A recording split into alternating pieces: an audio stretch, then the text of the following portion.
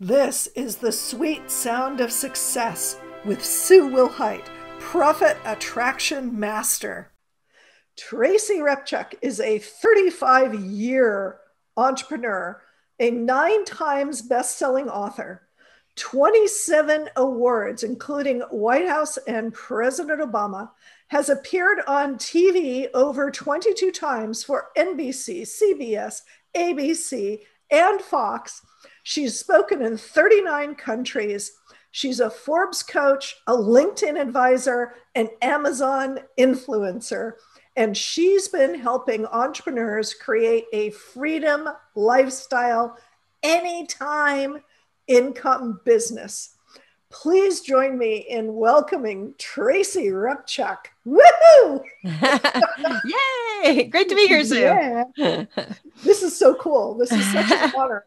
I am such a fan of your methodology and your training and the way that you help people. This is, you do such an excellent job and really have risen to the top of a very crowded sort of field, but Yeah. you're like ace. Thank you. So the way that this interview goes is that this is subtitled The Hero's Journey for the Entrepreneur's Soul. Mm-hmm. And so what we're going to be doing is we're going to be talking about your ordinary beginning. I personally don't think any entrepreneur had an ordinary beginning, but that's the way Joseph Campbell puts it. Yeah. The call to action, what prompted you to adopt this phase in your life, and what were the big hairy monsters that you got to play with along the way? Because every entrepreneur has gotten to deal with some of them. And really importantly, because there's this weird sort of meme out there that entrepreneurs are all solopreneurs. We're all, doing this by ourselves. Well, that's a big myth, and I'm here to break it. And so I always ask about allies, mentors, supporters, guides, wizards along the path that have put wind beneath our wings. Right. And then there's the most fun part, which is once you have gone through this transformation into an entrepreneur, other people around you have not necessarily bought into this particular way of being. And Joseph Campbell calls it coming home. For the hero who has dealt with the big hairy monsters and, made the progress and done what was needed to do, the hero is now different from the folks back home. So how you dealt with that and what sort of interesting, fun things got to happen. Okay. So, Tracy, what was your ordinary beginning? Wow. Oh, well, I was born in Canada, even though I'm down in Malibu Canyon, California right now. Ah, cool. So very, very small beginnings for sure. Definitely probably lower middle class, mom and dad, factory workers, shelvers type of things.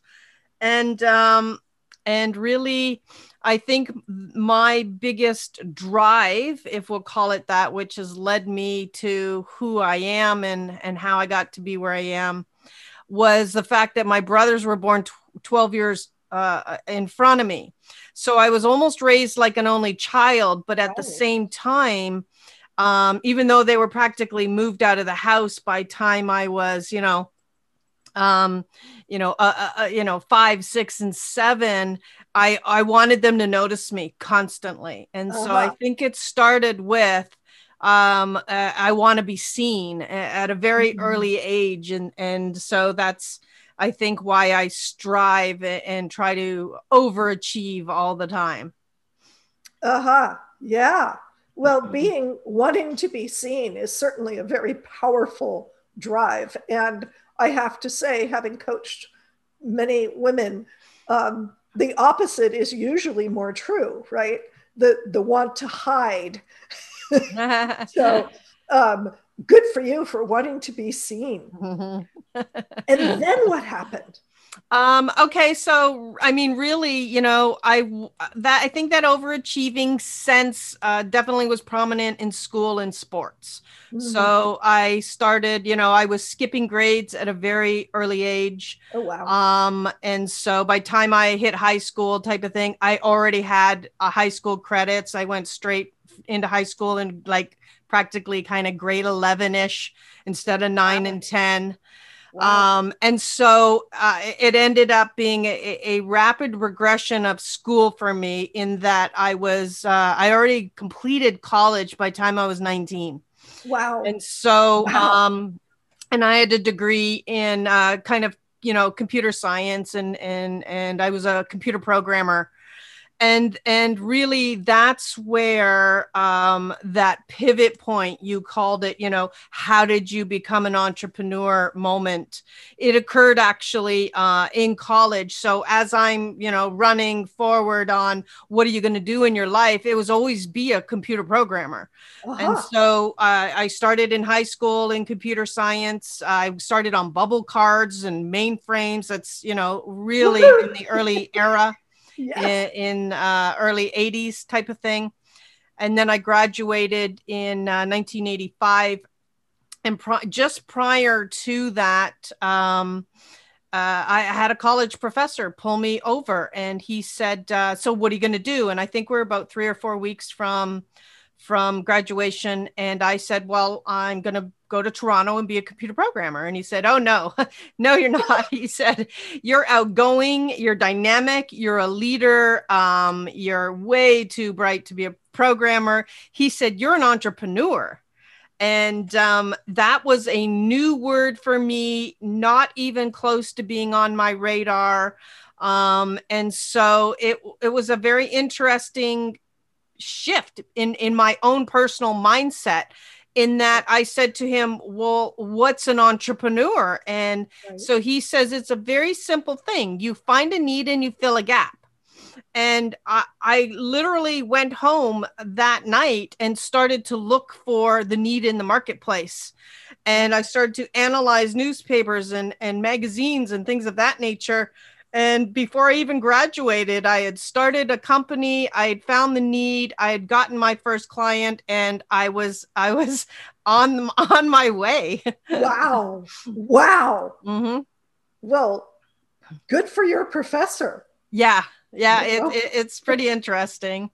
that Yeah, is that is a absolutely fabulous story, from everything, yeah. from that yes, bless your professor. Yeah, I went back for years when I still lived there. I went back every single year and did a talk to the college's business administration through him because he was there, just to really thank. And it was funny because he used to start the talk off with, "Well, we got a former student here. She's, at the time when I returned, I was 20 years old because when I graduated, I was 19." Right. And then got 20-year-old, and I'll tell you what, I met her in the parking lot. She pulled up in her BMW, and so that's how he would start the talk on why being an entrepreneur is such a great career line. Yeah. Yeah. So so up until this point, it sounds like you were pretty golden. Um, yeah, well, I mean, it's a catch 22, right? Because Right. while everyone was going off and getting what all appeared to be high paying jobs, which I was heading towards as well, right? As a computer programmer in those days, it was very good, very high paying. Yes. And so I had to say no to six figures, like even as a 19-year-old, and immediately, and say, I'm going to do this myself.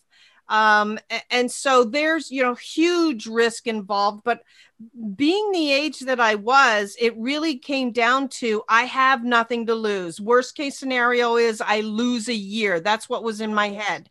Right. And at the same time, I'll gain experience in with dealing with people, with all of these other elements, which I believed would have assisted me anyway, had I needed to turn around and go and get a job like kind of the rest of the world.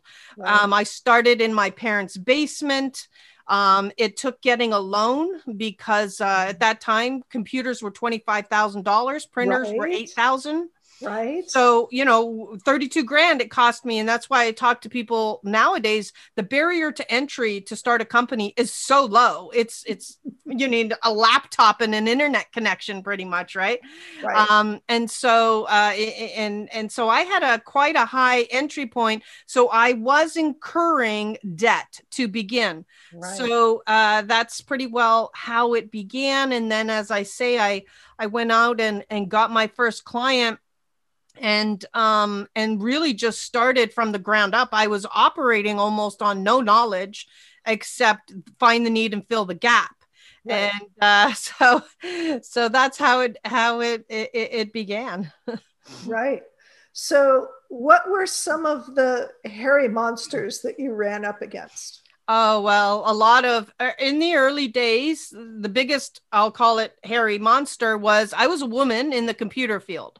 Right. So right off the bat, even in my class, I was, one of 4 in whatever thousands. Right. Right. And then I went into my own company and now I'm the CEO and president. I look like I'm 12 years old because I was only 19. I was very young looking already. And whenever I went to do a bid, and so I'd go in front of a board of governors because I was dealing with large corporations.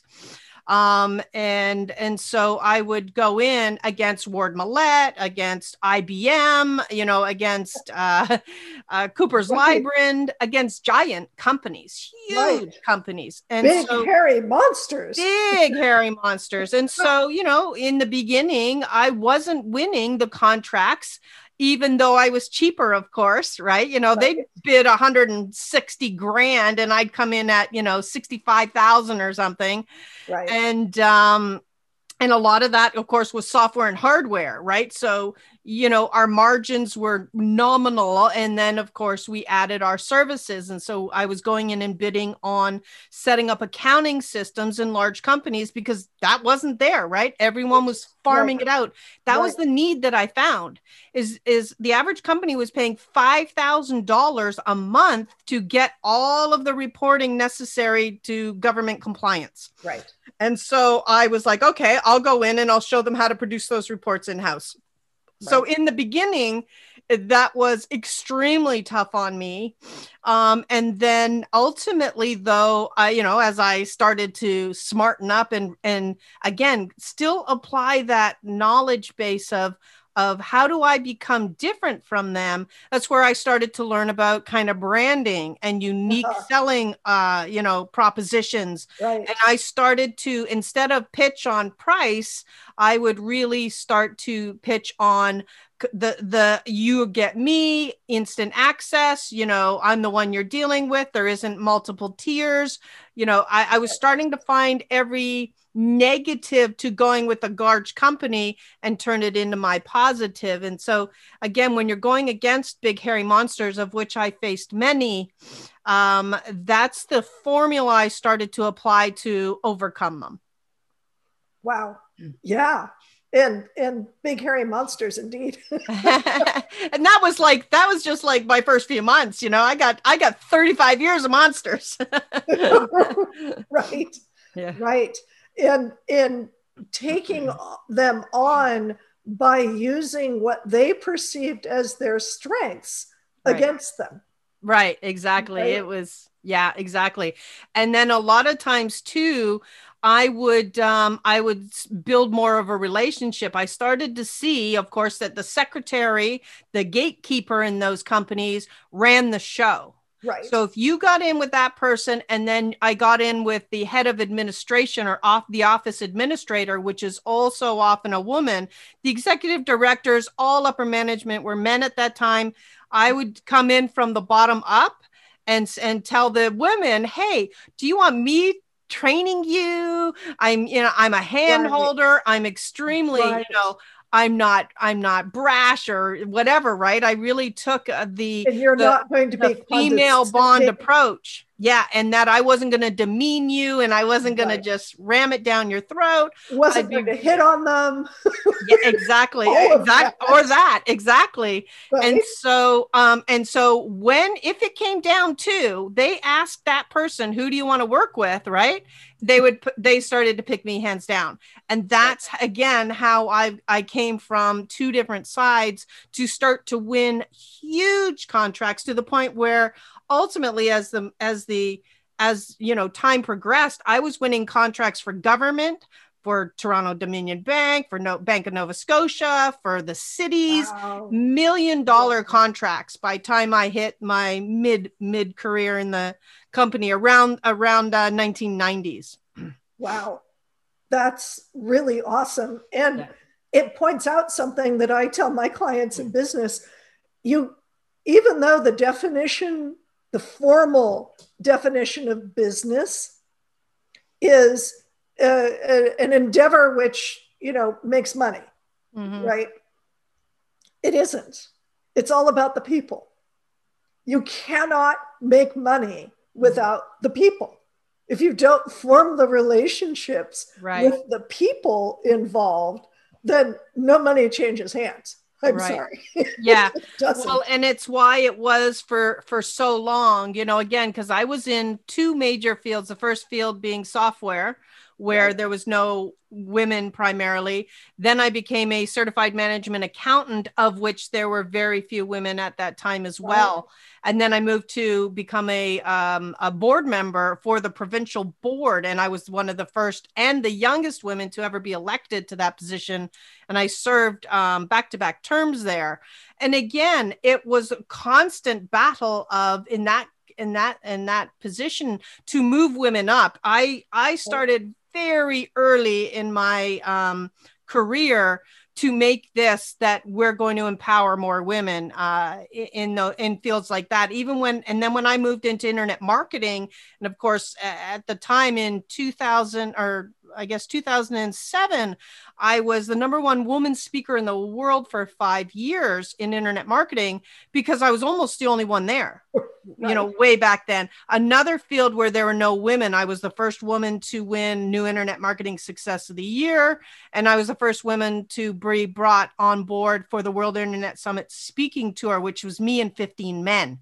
Right. So that has also been almost a subculture. And that's, of course, why I serve women entrepreneurs, is to constantly feed the freedom lifestyle, which is the ultimate goal that I have for all women.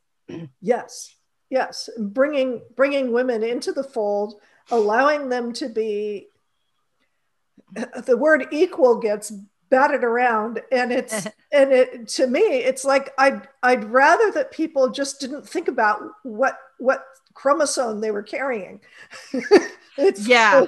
just, well, and in the beginning, though, in the beginning, it wasn't that I was thinking about the chromosome. I just became aware of the inequalities when absolutely the first time I saw the World Internet Summit tour, right? And there was 16 men on that stage. I made it my mission. I said, there's no way in earth that there isn't one woman in the world capable of being on that stage. right. And that's and then, of course, my goal was to be on that stage in 1 year. That was the goal. And I got actually on that stage within 5 months, and they paid me to be on that stage. They flew me all expenses from California to Singapore to appear on my very first stage. And then that's how I became, that's how I've spoken in 39 countries, is because I was picked up by two major organizations. One was that, and the other was Success Resources, which, of course, at the time was running Tony Robbins, and T. Harv Eker. Right. Exactly. And so it's an illustration of you set your mind on something, and you pick a goal and you go for it, mm-hmm. and you're actually filling a need. That's right. Because there are women out there. In 2007, I guarantee you, I was probably one of them, who were sitting there looking at the internet going, how in the heck do I do this stuff? Right. And everybody was male. Yeah. And there were so few women voices Yeah. that it was kind of difficult because men speak differently than women do. And if Very you're much. Oh my appealing to goodness. women, there's a whole different way of languaging Yeah. and communicating that you need to do. Yeah. So yeah, good for you. Yeah. Yeah. So that was the start into the internet marketing arena, which of course it is the field that I am still in a way now, just because I started on the internet in 1992 before it was even called that. Right. You know, it was played with and called the super information highway, and they had all Right. these cutesy little names for it, and bulletin board, CompuServe type of environments. Yes. But I was already transacting that's where I got large government contracts. That's where I got bank contracts. That's where I got the lottery corporation, all of that, because I was an early adopter on the internet. And so Right. I was primarily, getting my feet wet in that industry. And to today now, I've seen every permeation of it. I've seen every social media, strategy, come, go, stay, etc. And of course, for my clients, I'm the constant analysis of, where are we going? Where are we now? What do you need to be doing in order to move forward? And in fact, when it came to COVID hitting, or the pandemic hitting in early March, I'd already been through that in SARS in Toronto, and I knew that we were moving here. And at that time, when it hit around 2000 and I think it was, I don't know, 2003 maybe. Yeah. I'd moved all my stuff online. That's where the big push. Right. And then I started to teach everybody, get a membership site, get your stuff online, put your courses online, put your content online, of course, build up your brand. I've been saying this for decades now. And then of course, in March, for me, there was no change. I'd already been working from home. And again, that was almost that was done though 20 years prior, again facing a big hairy monster where I had a software company, 15 staff. We had a big office along the highway. And I realized nobody ever came to the office, for one thing. But the other thing was I'd gotten pregnant, so I was like, okay, so I'm not going to, if I had a choice to make. I had to now start to wrap what do I want my ideal life to look like? And so I said, I'm going to go work from home, and we're going to set my office up there, and I will work remotely. And as I was doing that, my husband, who of course, we've worked side by side together now 27 years. Nice. And so I said to him though, a few months later, you know what, this isn't going to work with me here and you home. And you at the office, you'll be that absent father. You'll never get to see the kids.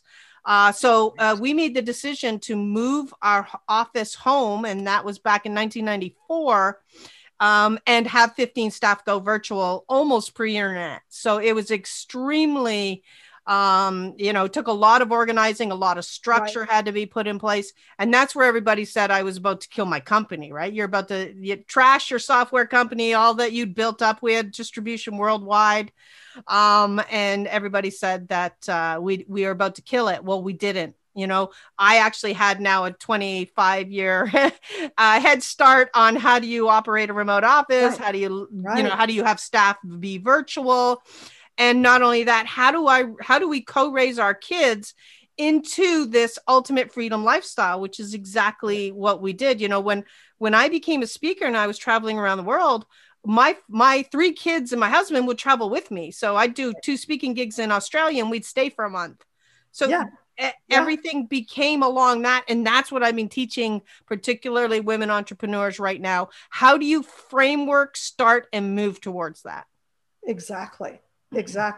So actually that kind of leads into who were your allies, mentors, and guides. I mean, you were absolutely breaking new ground. You were inventing things as you went along, but there's got to be somebody who was supporting you in this and guiding you and helping you along. No question. When I was in the software industry, we didn't have guides, and I wish we did, because There were many times where it would have been much better to have guidance, but because I was in such a secretive industry, that didn't occur. Then I moved into internet marketing, and everybody is like, here's how I did it. Just pay me 10 grand, 25 grand, and I'll tell you. Right. So I was like, heck yes. Right. So in my first probably three months of getting into internet marketing, I probably had already spent close to 70 grand in that amount of time. But what I was doing was shortening my knowledge span, right? If the first thing we need to know how to do is get up a landing page and build a list, and again, I'm going back to 2006 now, 14 years ago, right? Then I want to find the guy who does that. So I would hire the best mentor. He would train me. I would follow his protocols and formula, implement them, and then start to tweak them and train them and do them myself. I did that for every single item practically. Copywriting, sales copywriting, headline copywriting, website branding, Google Analytics, everything you can think of, all the social media platforms. I have paid mentors to get it the right way. Then I've tested it on my own accounts and then applied it to clients' accounts to ensure that the formula carries on. And so I have been heavily supported. I could not be where I was today without coaches, mentors, guidance, things of that nature. It was really on the backs of proven formulas. And of course, in many of the cases where I was traveling on the stage with the 15 men, a lot of those guys, I paid them, even though I was on the stage with them, I would pay 25 grand. How do you do a powerful stage presence? Right. So, with John Childers and, Armin Morin and Jay Abraham and Mike Vilsame and all of those guys who I was on the stage with, I was internal. So paying for their expertise because they were ahead of me. Right. And only by, by the fact that they were the men, right? In that situation. And then later on, I started to invest in female mentors who had broken into, Lisa Nichols, Lisa Sasevich, and a few others, one from Australia and things of that nature, a couple from Australia, actually, because I spoke so often down there, I met spectacularly successful people. And so no question, I cannot and would not be here at the pace that I was if I had have attempted to figure out the whole thing myself. Right. And there's only so much you can do for free. Well, I do nothing for free, pretty much. I mean, but you had to pay for good. I paid for everybody. You paid for what you learned, and you paid for the best. And it was an investment. Absolutely. In getting your business off the ground. And I see people who cherry pick and choose off of these, free lead magnets, that's all they are. They're going to be good, but they're not going to get you to the level that you really need without shelling out some money for the value that you're going to get. And you need the person. I believe you need that person connected to the asset, to really review your stuff, look at your stuff, move you forward, tell you what they did. And it's what I do for my clients around the clock now, pretty much. I only take a few clients on at the high level, so that, I can be almost invested in their company. I've actually got a position as the executive vice president of global marketing for another big company, just as they're leveraging my skills in that area. And it's really where I am. And then how do people start with me? You can start with programs and courses that I've developed that start to move you higher and take you through a blueprint. And then when you're ready for whether it be mentoring with myself or mastermind or coaching or having me do it for you, then that comes to depending where you are in your own company. Right. Right. So in the early days, obviously not now, nobody is going to say, when are you going to get a real job? because you've got it. Yeah, exactly. Yeah, I'm that's right. You start to be, you start off as the black sheep in the family for Right. sure. Right. 100%. I'll never forget when I came home and said to my mom, hey, guess what? I'm going to be an entrepreneur, and she cried. Right. She thought I was flushing my college education down the toilet and that I wasn't going to ever get a job now. I was wrecking my life to be an entrepreneur, right? Now, so I mean, it started off that way. But having said that, her initial reaction, of course, was grief. Right. But then, she said, okay, if you're doing this, you can use you can use the basement, right? And so, they supported as much as they could. But then, yes, it didn't take long once I got, my first car was the BMW, and then I got a Mercedes, and now I'm in the land of the Rolls Royce. So now no one's saying anything now. Right. But it's a different lifestyle. Then of course my brothers chose the job, right? They went the job, and lucky or not, I don't know, but they were 9 to 5, or they were whatever hours they are.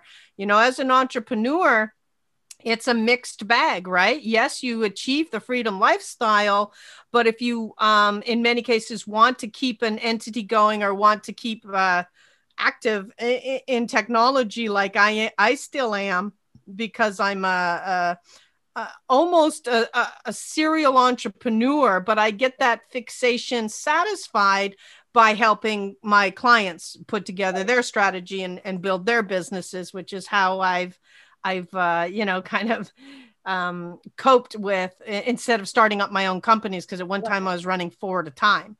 And so I definitely prefer to do it this way, but it's different hours, it's longer hours, they're your life in one way is a vacation because you love what you do. And then the other way, yeah, maybe they're, just sitting at home, Netflixing it. Yeah. It's irregular hours. I mean, I know for me, there have been times as an entrepreneur where I've woken up at 2 o'clock in the morning and gone, oh, that's what it is. And you've got to get up and implement that idea, or you've got to put it into motion, or at least get up and put it in a note somewhere. Yeah, exactly. That's right. Email I have yourself something. That's right. I have the iPad beside my bed now. And so I just, knock it off there and then return to sleep if I can. And if I can't, who cares? Then you get up. Then you get up and you do what you need to do. The lifestyle allows you at least the option of saying, hey, I'm going to go take a nap now. And you don't necessarily have to check in with your boss. That's right. Yeah, there is no boss check-in. You don't have to go, oh, I need to take an hour to see a doctor, or I need to, one of my bosses was extremely generous and was years ago. And he would whenever you need to take a mental break, just go take a walk, take a drive, do what you need to do. Just let us know that you're gone. Right. So we're not, checking the parking lot for your body, but, you could go. But that was a very unusual boss. It is. And you know what I think what I really like about the lifestyle, or the entrepreneurial lifestyle, at least the way we created it, and that I think is key, is I was very aware of what I call lifestyle by design, which means I put the kids first. But both me and my husband were home. And for that whole time, in the kids' early ages, they didn't even know what we did. I don't even know what age they finally realized, because we never left the home per se, unless we were all going, we're all going to Australia or Dubai or wherever, right? Singapore.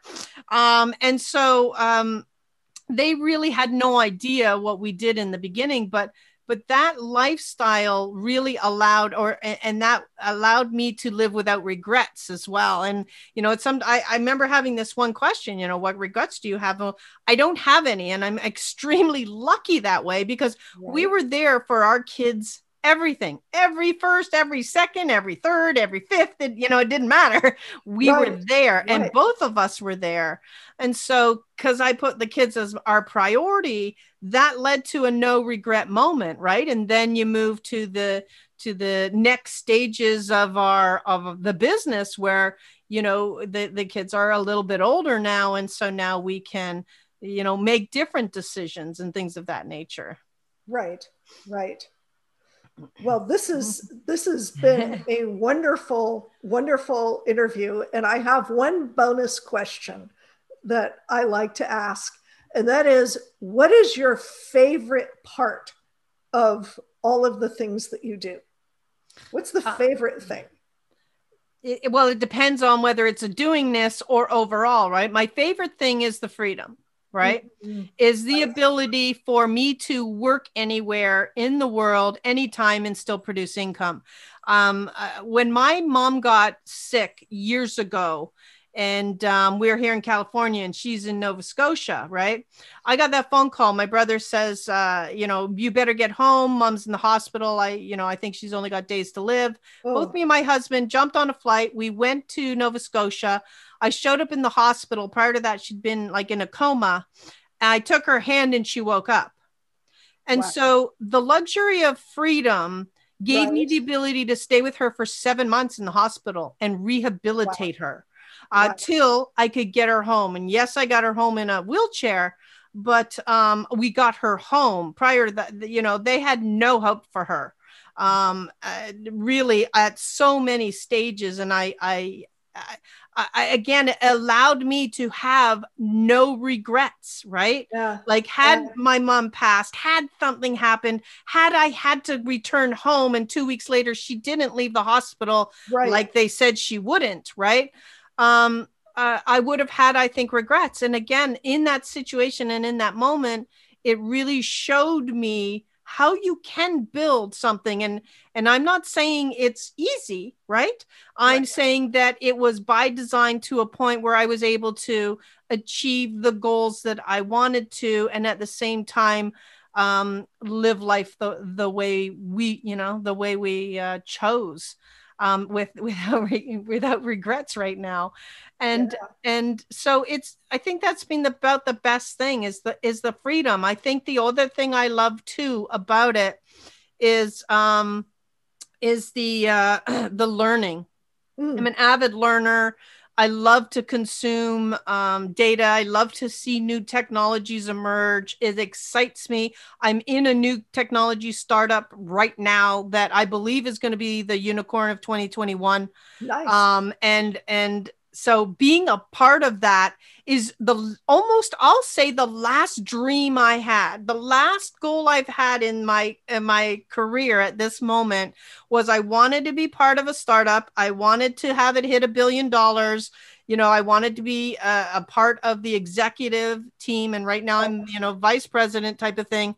And I'm there right now. And so it's a very interesting point, because 1 year from now, it will be very interesting to see that goal and that emerge, because at that point I'm at a now what moment, because I will have achieved I will have achieved, I think, that last little piece that I've always wanted. Like, I wish I was a part of Apple or Google or Facebook when they were starting, right? And so I'm there right now, kind of with his be connected, and I'm super excited.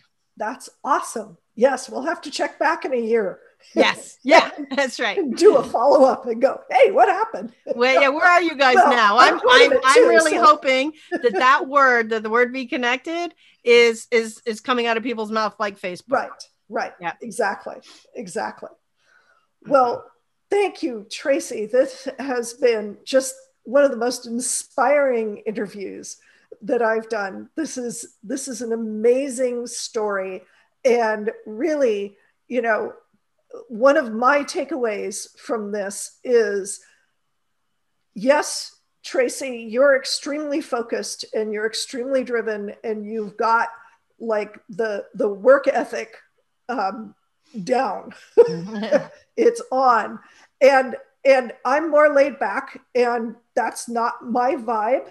And yet I'm seeing in you, and I'm seeing what you're doing, and it's like, yeah, I can do that. So, Yeah. it's that's the takeaway. I want the people who are watching this to go, well, I'm never going to be a Tracy Repchuck. Well, you know what? You could be who you are. Yes. And still succeed amazingly well. Right. And do what you need to do. Yeah. To design your life and invest in yourself. Yeah. To get done what you need to get done. Yeah. That's right. So, yeah. Thank you again, Tracy. Thank you for being my guest. And I want to thank all of my viewers and listeners here on the Sweet Sound of Success.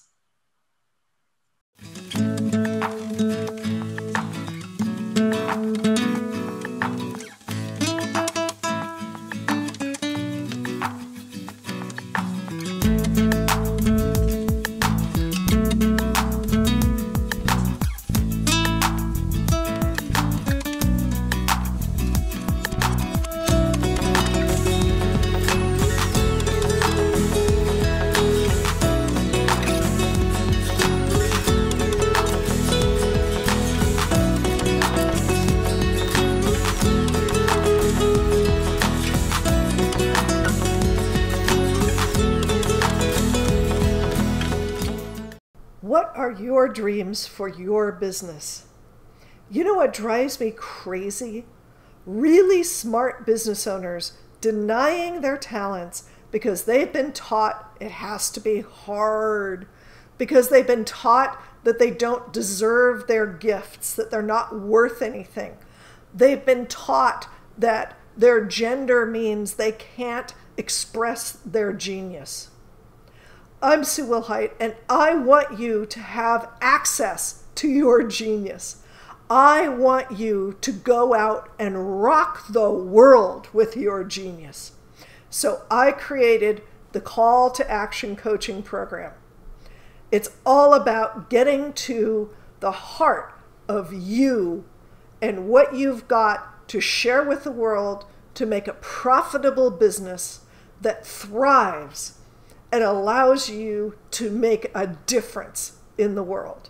Click the link to sign up for the Call to Action coaching program today. Don't let your genius go unnoticed.